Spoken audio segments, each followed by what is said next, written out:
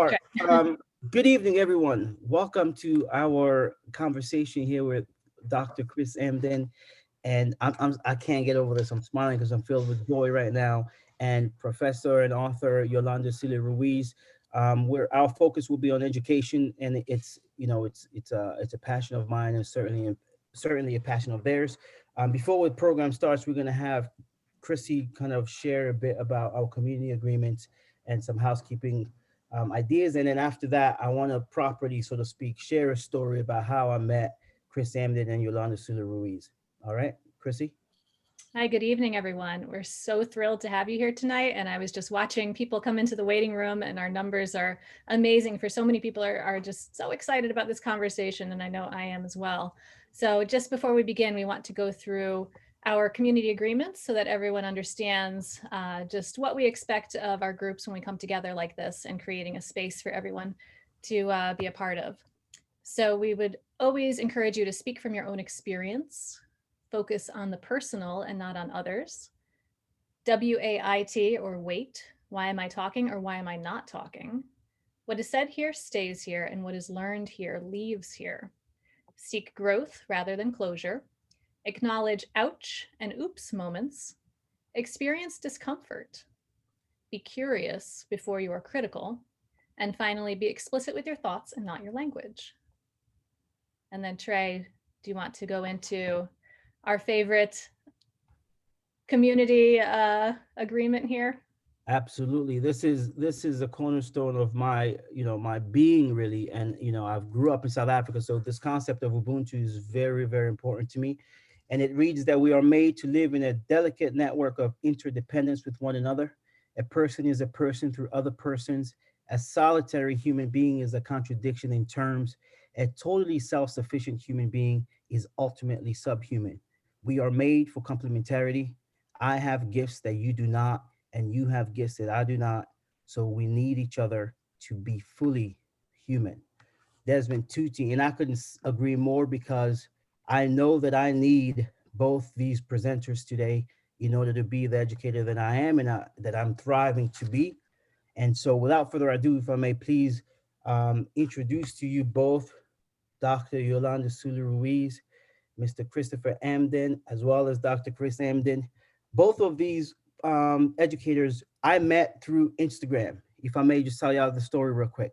I saw Chris Emdin and Yolanda Sealey Ruiz having a conversation on Instagram, and they were so raw, so authentic, and the conversation moved to a place of deep emotion. And I wondered if they were aware of the fact that they were on IG Live, because that's how powerfully moving it was and intimate it was. They recognized each other's soul. And I took a chance. I took a risk, and I reached out first to Chris Emdin, and then I reached out to Yolanda Sealey Ruiz. And I remember thinking to myself, there's no way they're going to reach back out. And I was wrong. They did reach out to me with the same care and with the same love. And from that day on, I have forever been adopted and been in their graces. So folks, without further ado, please welcome Chris Emdin and Yolanda Sealey Ruiz. Welcome, folks.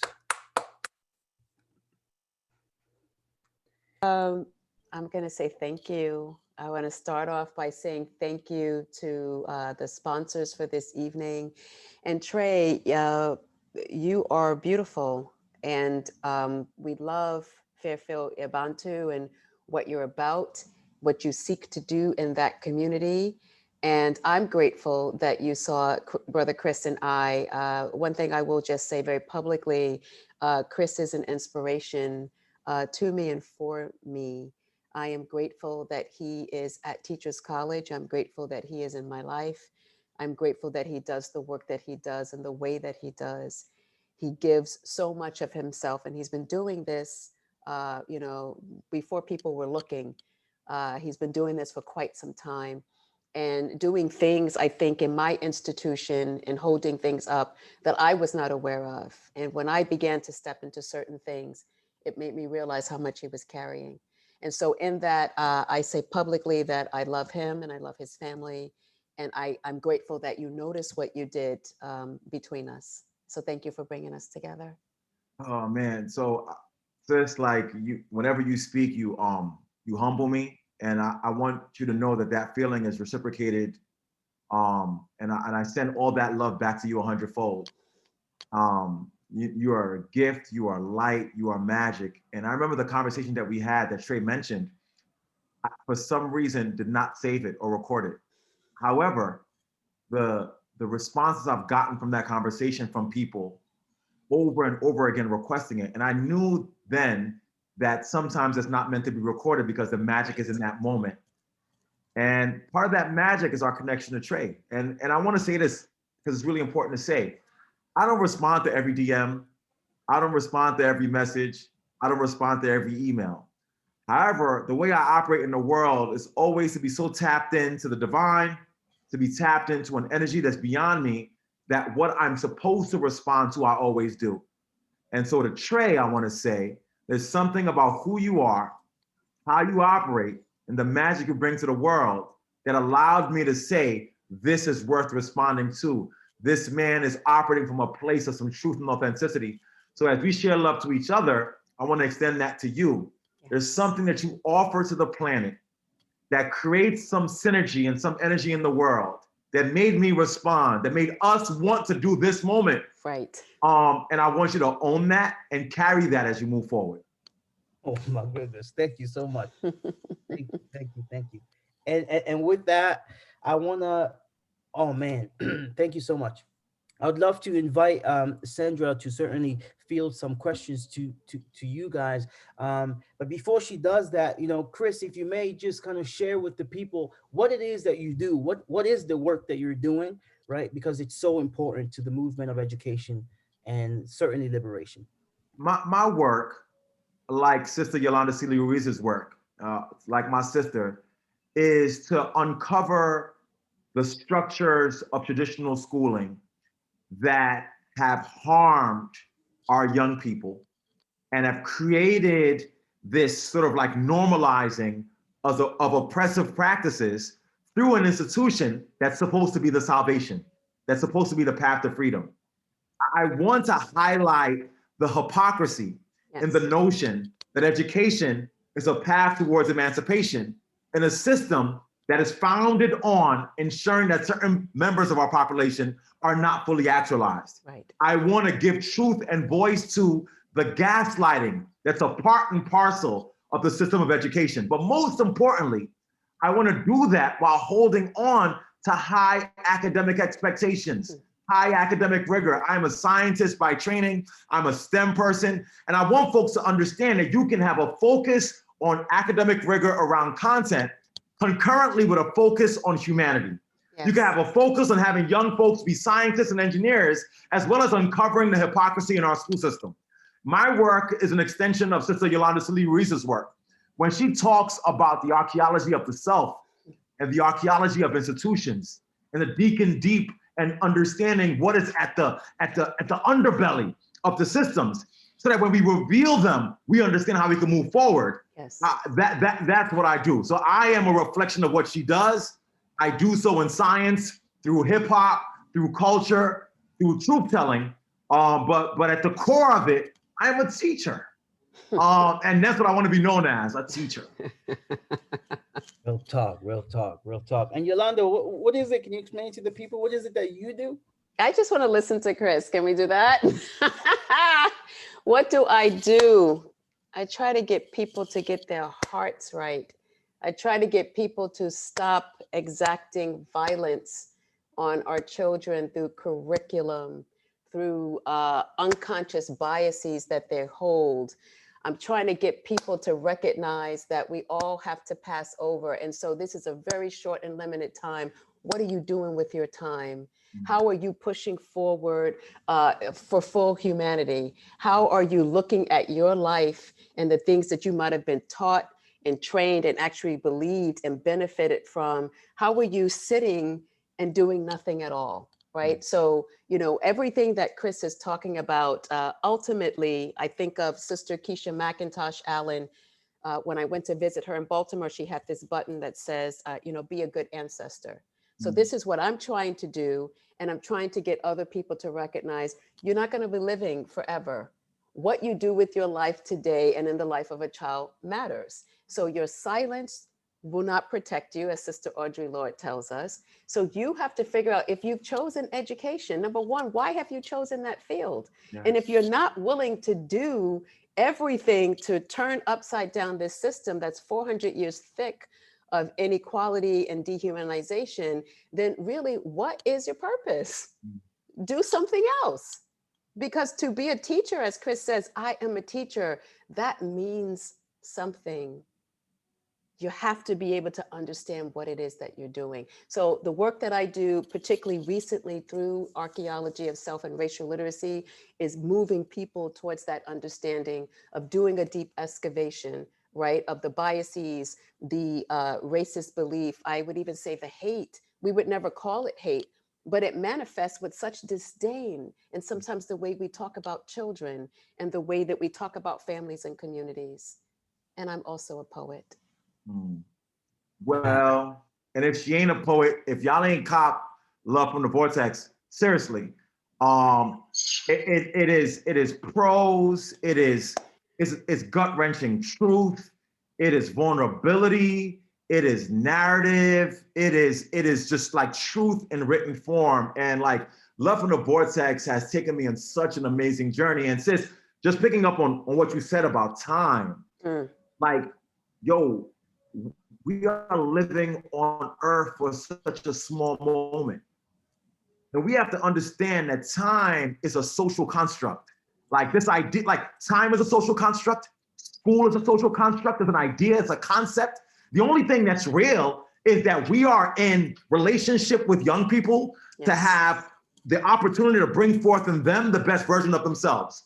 All of it else is fabricated. School is not geography, it's location. The pandemic done taught us that. There's school on Zoom. There's school on TikTok. So when you understand that school is not a location, it's a figment of the collective imagination. When you understand that time is not this thing you have forever, but rather as a continuum that we're embedded in, you start approaching your life differently. And what I want to impose on the minds of the educators in this moment is that we are here on this planet for a small blip in the radar. And in that small moment, the decisions that you make have implications that will revert, like they will revert forever. And if you betray your mission to have impact in this moment, you will be but cosmic dust and forgotten. But if you, in this small moment you have, hold on to it with gravitas, move to change the world, to impact change, to exist within that vortex, that space you can't touch or feel, but that you know exists, to translate something powerful into the imagination of the public and into the lives of young people, then you become eternal. Oh my God. And we shall all pursue our work with the goal to be eternal. And to be eternal, to be good ancestors. And brother, let me say something. I wanted to talk about your Rajademic that's coming up, and certainly the space that you have been holding, what I consider a spiritual space, you and Brother Tim and Brother Ian and Brother Edmund, for it's gonna 11, 12 years now. But one thing I want to say publicly to you, and I don't know that I have done this, when we had that conversation that night, you gave me a whole new understanding of Love from the Vortex, because I don't even know if you remember this. You said to me that when you read the book, you saw it as a story of unrequited love, of Black people sending their children into schools, i.e. the vortex, with the best expectations, that it was a love story. It was a love letter of Black people, brown people, expecting schools to do right, to actually fulfill their mission, to be spaces where children engage in identity formation, where children, education, talking about going from darkness to light, that there is light there. And over again, Black children, brown children have been disappointed. And so you helped me to see the parallel to some of these relationships, these men that I've loved, to what we continue to do in education. We continue to have this sort of spirituality and belief that the humans in school are going to ultimately do right.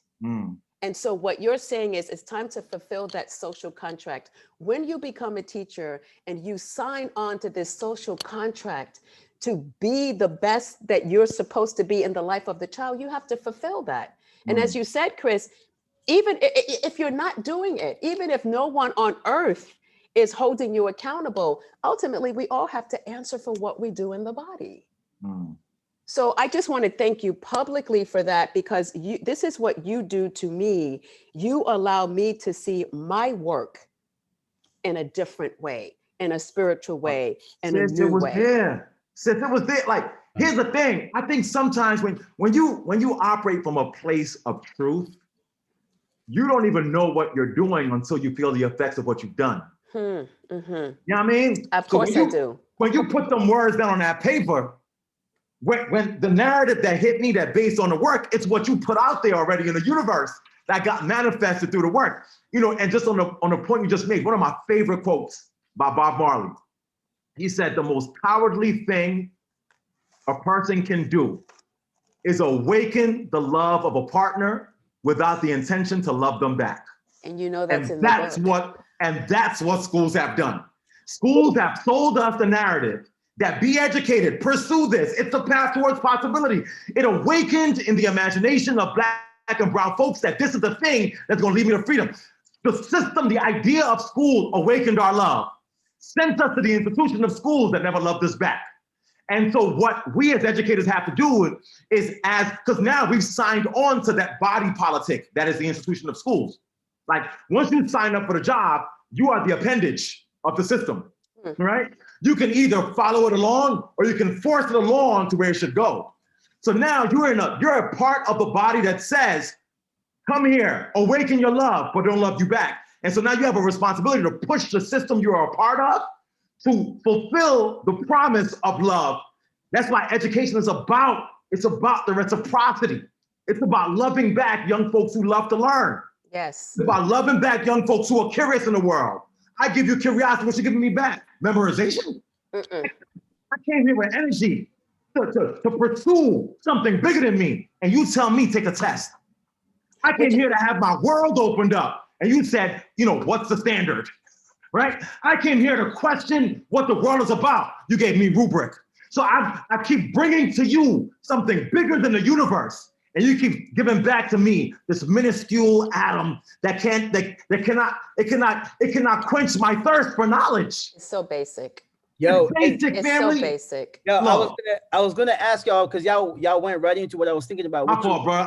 Yes. When I'm with my sis, I'll tell you this right Listen, now. I'm ready to read. Can I, Trey, before you say something, Yeah. let me just read, because the quote that Chris just shared, this is what happens with us. It's right here in Love from the Vortex. The biggest coward of a man is to awaken the love of a woman without the intention of loving her. The biggest cowardice of our institutions is to claim that they love us and that they will educate us and not do it. That is pure cowardice. And what you just shared, Chris, in the words of my sister friend, Dr. Gholdy Muhammad, this idea of standards, I'm so upset that the Biden administration, I'm not surprised, but upset that it started talking about standardized tests and getting those back on track yesterday. Standards are so basic. The work of Gholdy Muhammad talks about in Black literary societies, we didn't have standards, we had pursuits. There is no ceiling for pursuits. When you're pursuing something, you keep going, and the people who come into your life take you higher, right? You don't have a ceiling for pursuits. With standards, you're a 1, 2, 3, or 4. Yeah. It's so basic. Yeah. It's so beneath. And sis, I always tell cats, I'll bring you back in here, brother Trey, like real quick. I always tell cats, the framework is so off because we present something basic like a standard as though it is up high to reach to, when in reality, the standard is so far beneath the babies. Yes. So the babies don't meet the standard, not because they can't reach high to it, but because it hurts their back to bend so low to it.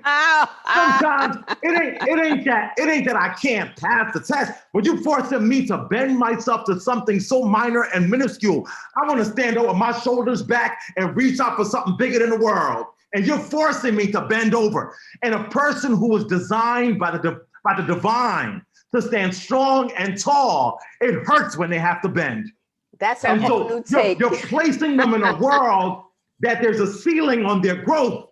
And here's the thing, the only way to surpass that is to create or to reveal that the ceiling is paper. Huh. It ain't a concrete ceiling. It ain't a thick glass. It's not something that's strong. It's so minuscule. So I say to my baby, stand up beyond it. That's right. Crush the ceiling. That's right. Be academic. Hold your truth. Hold the academic.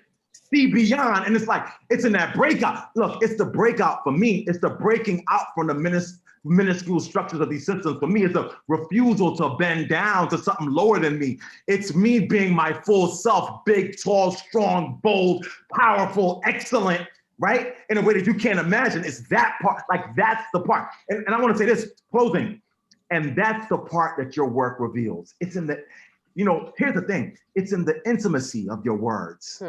That the I power just want to be the match, Chris, to set That's that what you paper are, on fire. beloved. The match to set that paper ceiling on fire. But that's the fire that's in all of our babies. Yo, sis, that like that when you say the match, think about the concept of the match, fam. The match can set the forest ablaze.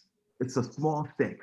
You know what I mean? Like and that's why I say that your poetry unlocks so much for me, because it's the thing that folks look over, that when allowed to strike at the perfect point can set the world ablaze. And that's why we talk about the arts. That's why we talk about hip hop, poetry. The poems that are revealed within Love for the Vortex are the match that strikes against the collective imagination that sets the world ablaze. But if you look past that and you start pursuing all this other stuff, you can't ever set the world on fire. Yo, so I was gonna, you guys get in here, brother Trey. Get in here, brother Trey. I'm gonna chill. Tell you something. No. When you guys get going, it's real, and I love it. I'm gonna ask. I know that Sandra, you may have some things to say as well, and I know that there are some other educators here who might want to come in and kind of throw some things at y'all. But what I was gonna ask is this, and this is what resonated with me. Dr. Yolanda Sealey Ruiz, you said once that teacher as disruptor. Right. And then Chris Emdin, you came out with this book. And I remember me and my homegirl Ariel and my dude, I'm blanking out here. It's all right. Oh my gosh. Please say me. John Whaley. Hey, sorry, brother John Whaley, I love you, my bad. Listen, so me and Ariel and John Whaley over the summer, we were reading your book and tearing it apart. And we were breaking down the ideas, and it was the result of being a teacher as a disruptor, right? You both are that. And what I wanted to ask was, what is it that you're disrupting and trying to break the mold of? Because I think that there's some educators here who are like, yo, fam, there's a lot of energy. It's coming out powerful. But for context purposes, let them know what it is that you've seen that you wanted to disrupt. Let's just take that. What I was gonna say is let brother Chris take that. You sure, beloved? Yeah, yes. I'm You rock out, sis. I'll pick up the trail end. You go ahead. I just feel like everything that we've been talking about from this moment, we are interrupting 400 years of inequality. We are interrupting lies that have been told about who we are, who Black children are. We are interrupting lies that others have told themselves about who they are. We are interrupting what stands in the way of full humanity. It is really that simple, and yet that nuanced and complicated, because it is difficult for people to see themselves as interrupters, because they first have to face who they are. They have to go back in how they were raised, the things that was said to them when they were on their grandmother's knee, stuff that has come to them later, and they know that it's not right, but yet they have not been taught, because we don't have that within schools to teach people how to interrupt their own thinking and their own hearts. So for me, just quite simply, we're trying to interrupt the 400-year lie about what Black children in particular are not, because we actually have receipts of our civilization goes beyond. America is very, very young, right? The legacy that Chris, Trey, those of us were people of color, even Latino folks, cultures, come back from hundreds of thousands of years.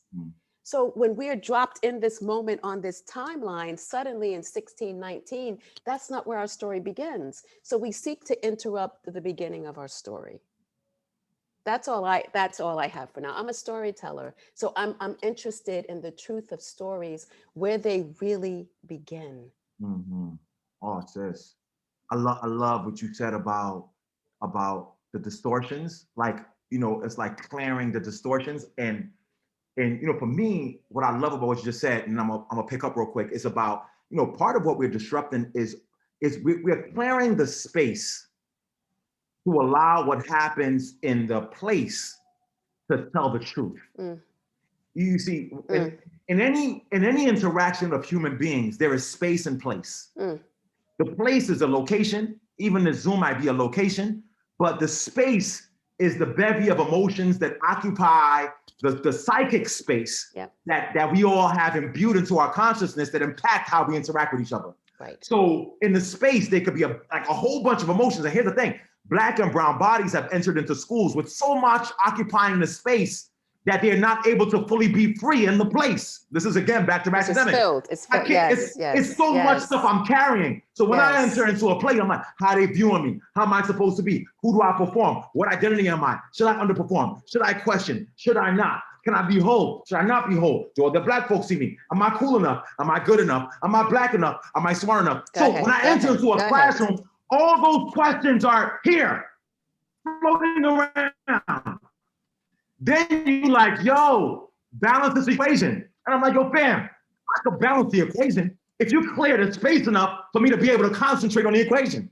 But because you've not identified all the stuff that's floating around that I'm carrying with me, this invisible labor, this trench coat of dysfunction that you've placed on my body that won't allow me to be, you put all that on me so I can't showcase my academic and my intellectual pursuits. Wait, roll that back. As DJ Nice would say, I got to roll that back and let it breathe.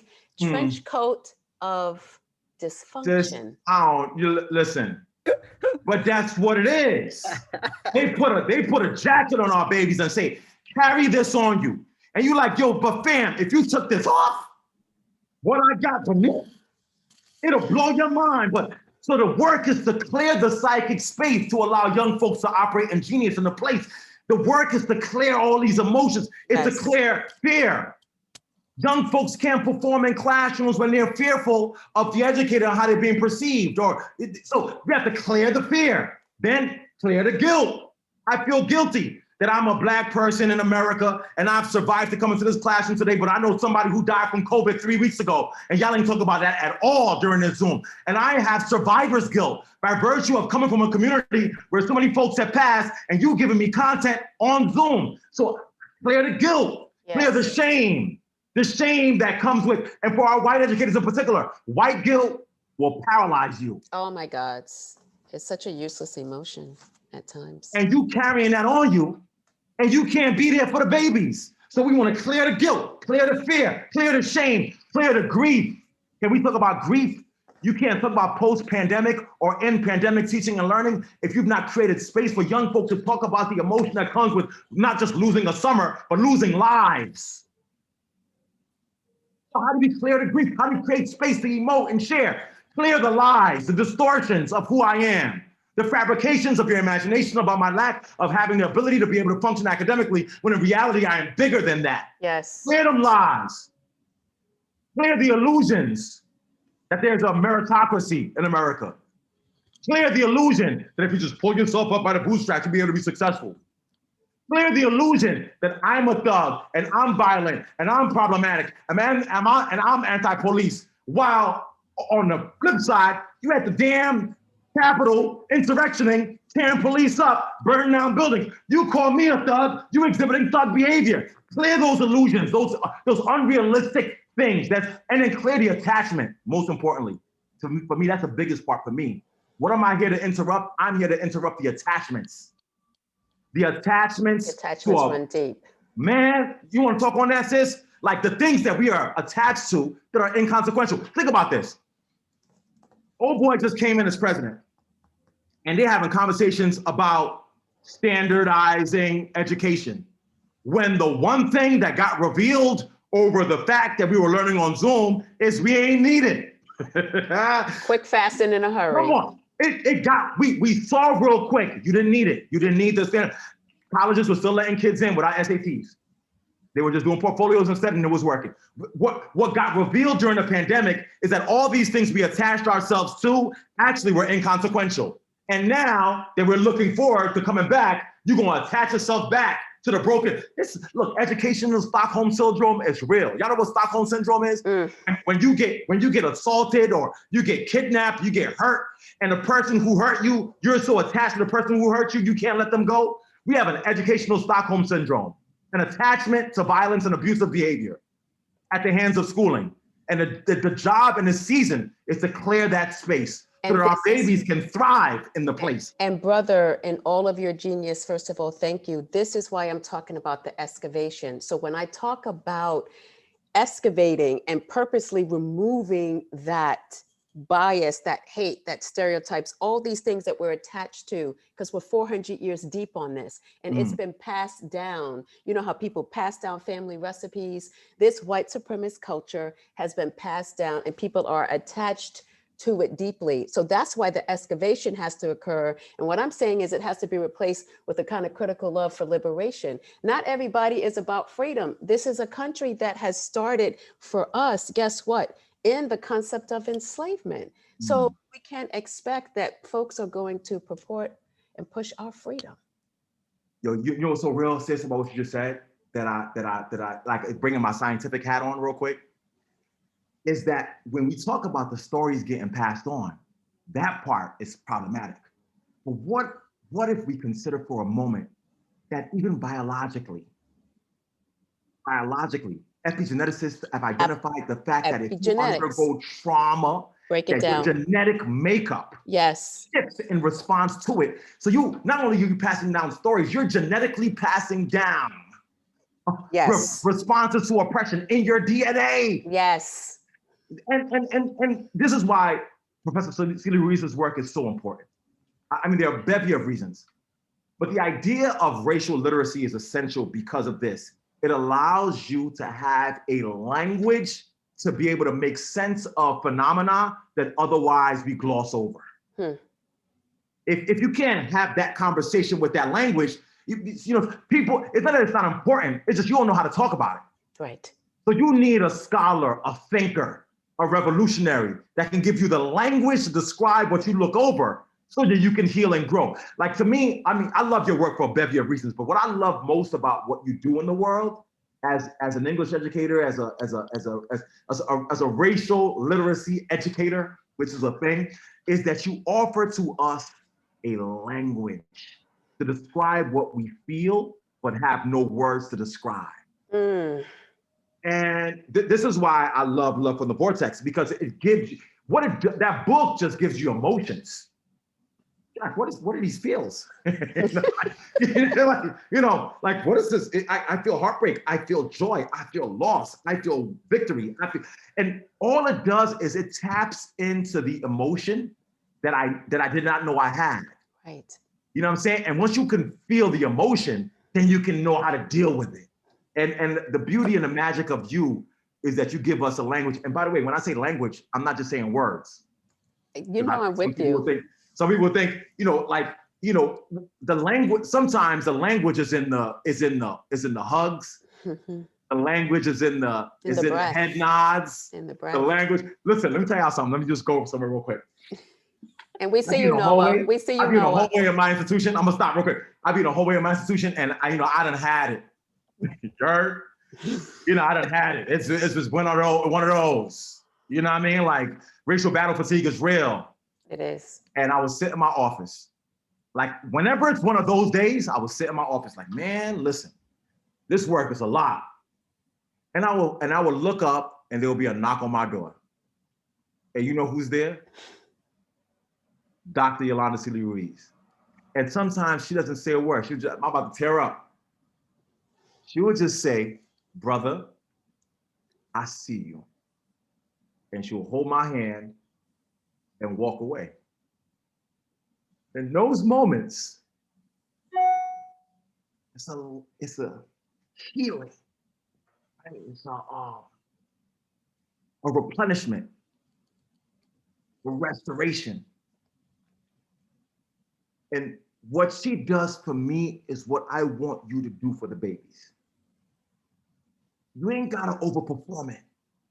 You ain't gotta anti-racist culture. Sometimes you ain't gotta do all that. Sometimes the language is in the recognition. And we oftentimes miss that in the pursuit of the language. And I'm telling you that in the words, we skip over the language of restoration in the pursuit of words. And sometimes people just need to be restored. And the restoration is just in the gesture. It's in the extension of the self. It says you've given that to me consistently. And I'm giving that to y'all to give to these babies. I feel that. I feel that. Wow. So much energy. I wanted to ask a question about a question that maybe others might not feel that they can ask, but if I were a white parent or a formal educator, because we know you talked about how institutions educational places and spaces and schools are not just locations. It can be in your home or wherever. So if I was a white parent or a white educator, and I'm just beginning this, and what are some steps that you think that I could take to incorporate some of this cultural responsiveness into my home or into my classroom, to avoid what you call like this betrayal of your mission and fulfilling that social contract that you were talking about? What are some steps that I could take starting off? Either one. Chris, do you want to start? I'm my heart is full. Thank you, brother, for everything you just said. I love you. I love you. I love you. Yeah, I love you. And I respect you deeply. And I'm grateful for you. And, Sister Sandra, the question can also be for us, because some people of color, some of us, we live under that same smog of racism, right, that Beverly Daniel Tatum talks about. We too have bought into the lies. We too have allowed ourselves to be colonized. And so Ngugi Wa Thiong'o talks about decolonizing the mind. So we have to go through that process as well. There's a decolonization of the mind, of the heart, this excavation. So folks have to do this self-work. And they have to find a way, because as much as archaeology of self is something that is personal, it is also done in community, because you can be doing this work and think, I've reached my level of wokeness. I understand what's happening. And you'll open your mouth and you'll say something and the person will look back at you and say, what? So there has to be a co-construction. So there has to be this elimination of fear. Fear is one of the biggest reasons why we have not moved forward, because people are afraid, if I actually take on this equity work, if I actually begin to start thinking and talking about social justice for all, what might I lose for my children, for the generations that come behind me? So then it becomes a zero-sum game. If I give for you, then I'm losing for me. So first and foremost, there has to be an evacuation and excavation of that fear, that it is not about you losing something, it is about trying to reach toward fuller humanity. Some people might need therapy in a very real way. So if they go into therapy to talk about other things, start talking to your therapist about racism, about how you were raised a particular way. So it's like you have to do that self-work, and then importantly, you have to find community. You have to come things like the house that Trey built, hip hop education, hashtag hip hop ed on Tuesday nights. Find the community. We're on Zoom. It is out there. But don't just be like an armchair activist. I mean, when you listen in on stuff, you've got to really do that work of the heart. And then be in community with some of your people, your brothers and sisters, and say, this is what I heard. This is what I believe. Where do I go now? It can't not just be waiting for your school to offer you professional development and you sit and take a whole bunch of notes and you try 1 or 2 activities and then it's over. You've got to change your heart. This thing that we're in is 400 years deep, and it is going to take time, but you have to do the self-work. There is no magic pill. There's no matrix. There's no red or blue pill. And this is the thing, people get tired. Black folk, people of color, don't have the option to get tired. The racial battle fatigue is real. Will Smith, not Jada's boo, the other Will Smith, who's a scholar, writes about racial battle fatigue. We get tired. So let's step up to humanity. Let everybody step up. So number one, do the self-work. Number two, find your people. Number three, be courageous. Number four, implement the change. Number five, move towards full humanity. And all of that can't get done, beloved, if you don't tell the truth. I think, you know, the issue that I'm finding with this work, and Sister Sandra, thank you for that question because it was so dope, is that people are so interested in performing wokeness.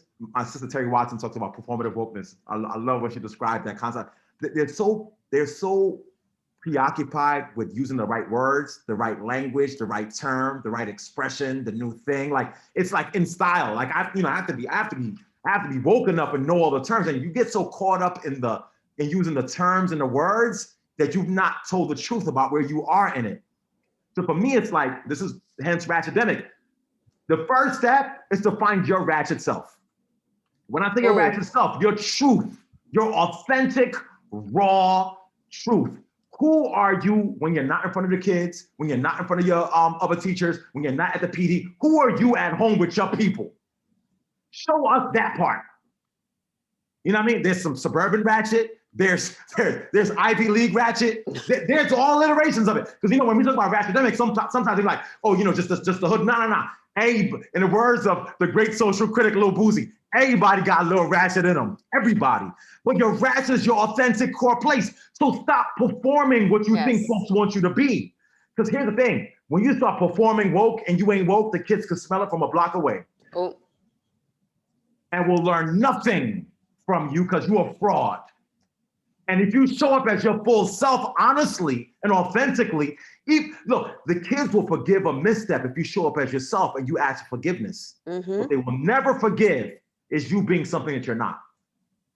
So it's about finding your truth, finding your narrative, and not in a heavy and heady way either. Let me bring it basic. When you're at home with your kids, do you have a sense of humor?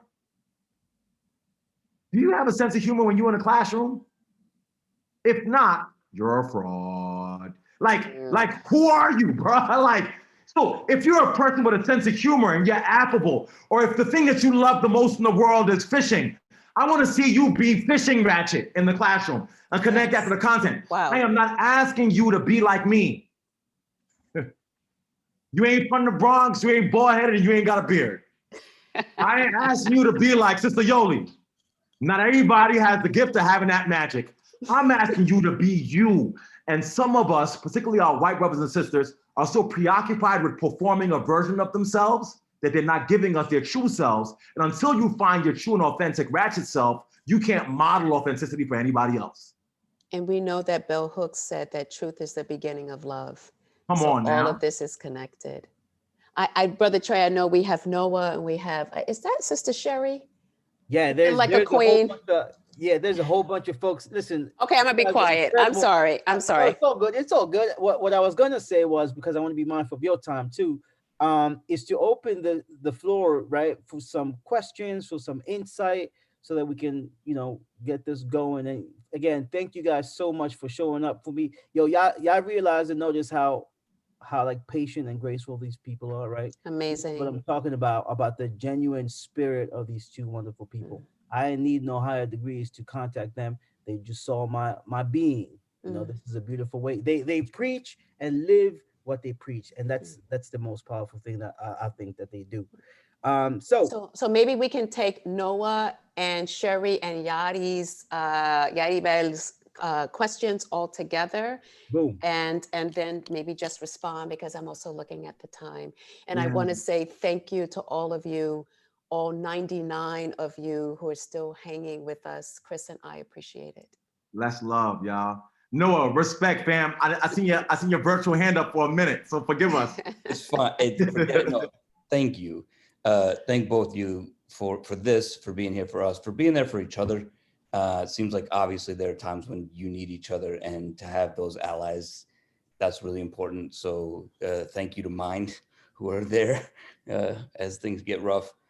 I work in a particularly brutal curriculum that's responsible for a lot of inequity and a lot of elitism in the world, and that's mathematics. And there's not a lot of talk out there. You know, the humanities talk a lot, and Chris, it's really cool to see you talking about science. But I know that I'm missing some of this talk in and around the mathematics curriculum, and how particularly oppressive it is and continues to be. And so I just wanted to know your feelings about it.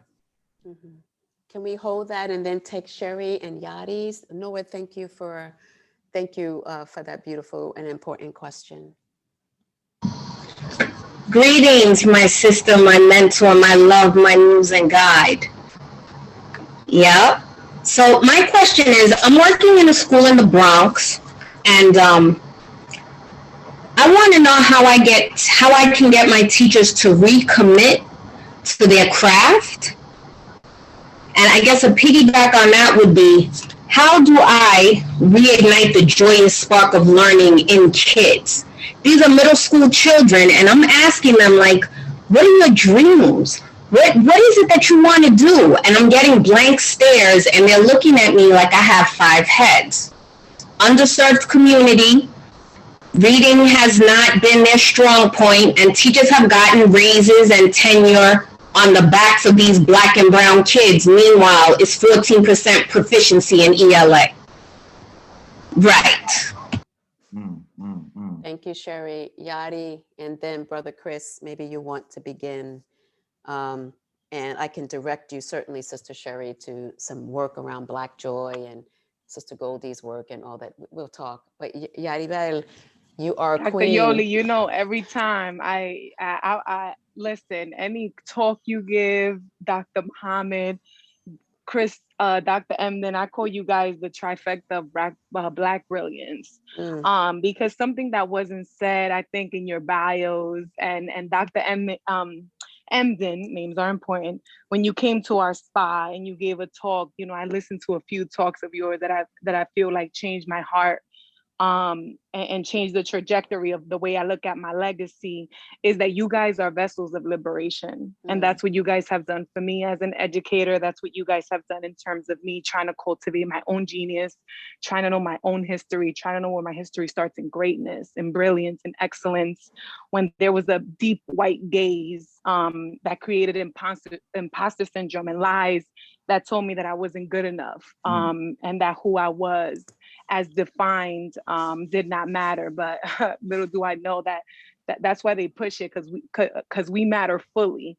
So they get nervous about our liberation and our freedom.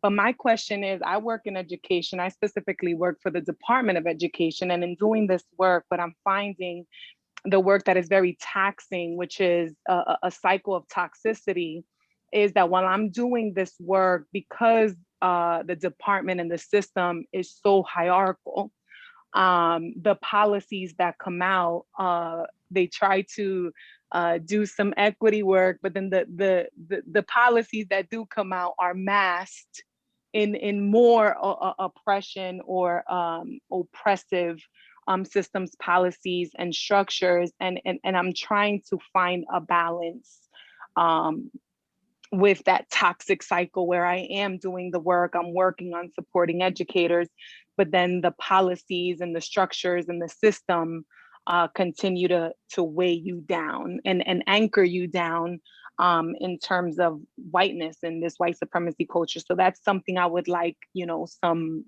work around as this work gets very difficult and challenging. Chris, where's the spirit leading you? You know what? I think John had his hand up as well. So I think we got John. one final question, Hey, and then we'll John. circle back. Yeah. Hey, Brother I see you, John.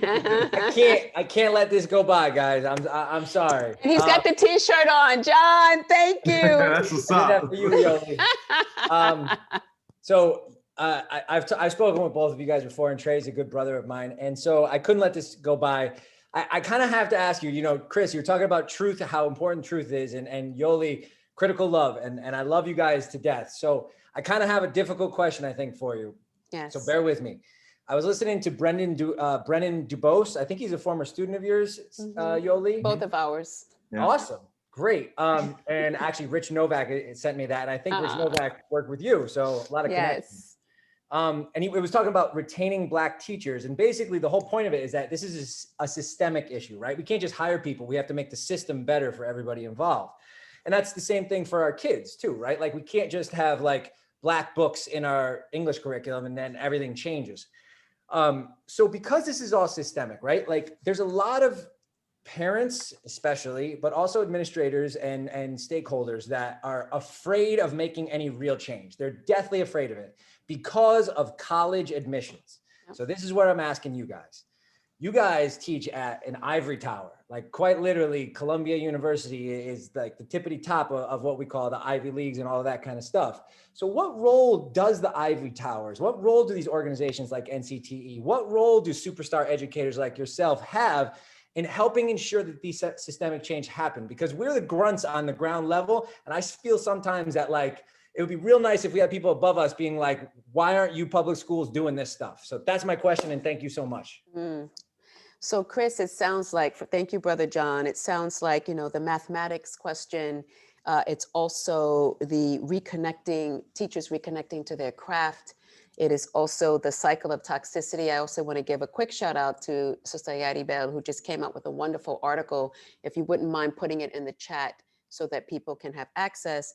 And then Brother John talking about the role that academics, that institutions, and I want to say teacher education programs play in trying to support teachers and trying to unravel and dismantle some of these policies and systems and curricula that we find ourselves using and deeply steeped in. Yeah, you know, the way you brought that all together was so lit. Listen, y'all, I'm gonna say one thing, and y'all know I love y'all. I love every single question, but I'm gonna say this. On all the questions, the beginning is not perceiving, seeing, accepting, or saying out loud that there is power beyond you, bigger than you. Each question is powerful in its own right, it's significant. We can talk about the details, but ain't no teacher education program, ain't no policy member or policy that exists, ain't no nothing that exists out there that you are not equal to or greater than by virtue of what you do. And in the articulation of your smallness in comparison to those things, that's how their power gets reinforced. And sometimes it's in the articulation and the framing that we get to revealing our own strength and our own gifts. So that's first. Second is just in the straight upness around the math, around the sister who's talking about our young folks who can't see joy and all that. I always say the fundamental piece, look, good teaching is just modeling. You just gotta show what it looked like to the babies enough where they're convinced that it's real. So for me, in math, like I'm a science educator, I taught math for 3 years also. I just showed young folks how lit math was. Period. They had in them the will, resilience, grit, and let me not get to going and all that, you know, the problematic nature of that discourse. Yes. They have within them all the skill set to surpass those expectations if we show them how dope they are at it. So for me in mathematics, I just model it. When I do a math problem or a balance of scientific equation for young folks, I sometimes intentionally slip up on 2 or 3 steps. Just to model for the babies that, yo, it ain't just easy either. But then I'm like, oh man, I did something wrong, I can't figure it out. Dr. E, but you a whole professor. How you got it wrong? Fam, I ain't just gonna get it. But hold up though, I'm gonna work that out. This is me with the kids. I'm gonna work that out. Let me sit here for a little bit. And they're like, yo, I think you forgot to do the subscript. Yo, you know what? You're right. It is a subscript. And I try it again. And I stumble and I do it again. And then I get it through. And at the end, when I get it through, I'm like, yes, you couldn't beat me. Equation, I got you. Because I'm Chris from the Bronx. I'm like, yo, Dr. E, you still in this class? And I model for them what it's like to face it head on, to let it feel like it got you for a minute, to step back into it and lean all the way in and approach it with a little swag, a little style, a little presence, a little flavor. And that invokes in them that they can do the same. So about math education, and I understand the curriculum in math and how problematic it is. And it's the same thing as the curriculum in science. I don't teach based on curriculum. I teach beyond it. I don't teach content. I teach young folks to fall in love with it. Once I can make them fall in love with it, they'll do whatever it is to be able to be successful in it. They'll surpass the expectations. So don't teach math. Teach young folks to love math. Yes. Teach young folks to see the math in themselves. That's the revelation. Do you know something that you did though, Chris, just now? What you described yourself, how you teach, is that you approach it with a critical humility. Because a lot of us get in front of young people, and depending on the chasm that is, caused by gender and race and socioeconomics, whatever it is, you are coming at that from a humble point of view, that recognizing that they are your teachers, right? Many of us get in front of the classroom and we have our own insecurities, and we have to be always in command, and also feeling that pressure that we got to cover everything that's in the textbook and not even seeing the babies that are in front of us. So I love what you said. I also wanted to say one other thing as you were connecting to what Sister Sherry was asking and Sister Yadiba was asking. Amanda Gorman, the last stanza of her poem, the poet laureate, the inaugural poet, she said that the light is always there if we have the courage to see it. The light is always there if we have the courage to see it. Sometimes there is so much darkness in these schools. Sometimes it is so much darkness that it actually dims the light, but the light is always there. So Sister Sherry, when you're talking about what do you do to, reignite, those teachers have to want to be reignited.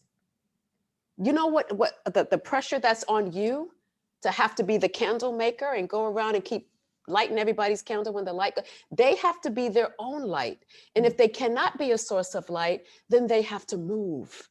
And what we can do, and this is what I say to districts, what we can do is develop relationships with our colleagues enough to let them know when they are dimming the light of students and when they need to think about moving on. The best we can do is operate in truth and not move in fear by not calling out colleagues that are actually causing harm and dimming the lights of children in schools. That's the same thing with teachers. You need to work that up, Yadi, to the leaders. Let it get the bottom up, come from the bottom to the top, Drake, right, y'all? And let these leaders understand that they have to be held accountable for the ethos that they're creating in the school. So when Chris is saying that there's no system that is bigger than you, you have to believe it and understand it. It takes one person to make a difference. Two people can start a revolution. The only person better than you is embedded in you. Amen. Say, roll that back. Better than you is embedded in you. And also understand, like, shade is part of the course, revolutionaries. If you're doing work that's supposed to set souls and light on fire in a world of darkness, you got to expect a little darkness. It's part of the course. You just can't get consumed by it. One of my favorite interviews ever, Toni Morrison, Charlie Rose. If you could Google it, just go watch it. Yes. And there was this one moment where he was like, what do you say to people who say X, Y, Z about your literature and work? And he said, and she goes, in her beautiful voice, right? There was a revolution. I chose not to be consumed by or concerned by the white gaze. And it's about knowing that the gaze is there and choosing not to be consumed or concerned by it. Yes. It's there. It is what it is. But the decision to not be consumed and concerned by it is where the revelation happens. Because listen, if you are light, you got to expect somebody to throw shade. That's part of the business. Uncle Jimmy told us that in 1963 in a talk to teachers. The thing is this, do you allow the shade to consume your light? Yeah. Or do you recognize that when the shade comes, it requires that for the light to shine brighter? In the darkest of rooms is when light shines. So choose not to be consumed or concerned by it. Yeah. Yo, with that, I am so fortunate to have had this moment and to have held space for everyone who came in to learn. And I'm certain that we're gonna go forward and certainly implement some of the teachings that y'all gave us. And it's gonna take a lot of courage. You know, I'll be walking around in school, just so y'all know, with my hip hop ed mug, and my students have become so familiar with that. But that's my light, you know what I mean? Sometimes you need that. And so I'm walking around with that all the time. Listen, I've got 8 books to give away. Love from the Vortex. They're gonna be autographed and special signed, you know, special message for you. Let me tell you, I was just excited, and I gotta share this with you guys. You know, she wrote me mine, addressing my kids. So listen, if you're interested in getting one of these sweet books and a sweet message for you and yours, you know, hit me up on IG for sure, or you can hit me up on our email if you go to fairfieldyabantu.com, and you may just get a copy. And of course, my brother Chris Emdin's got this book for white folks who teaching the hood. And he's got a new joint coming out. He's got a new joint coming out. Yeah, let me shout that out real quick, y'all. Yes. Please cop this book. It's currently available on pre-order. Many of the themes from this conversation are there. The title of the book is Ratchetdemic. Let me type that in the chat real quick. You can pick it up on Penguin Random House website or Amazon. But it's about that concept of the intersection of being ratchet and academic.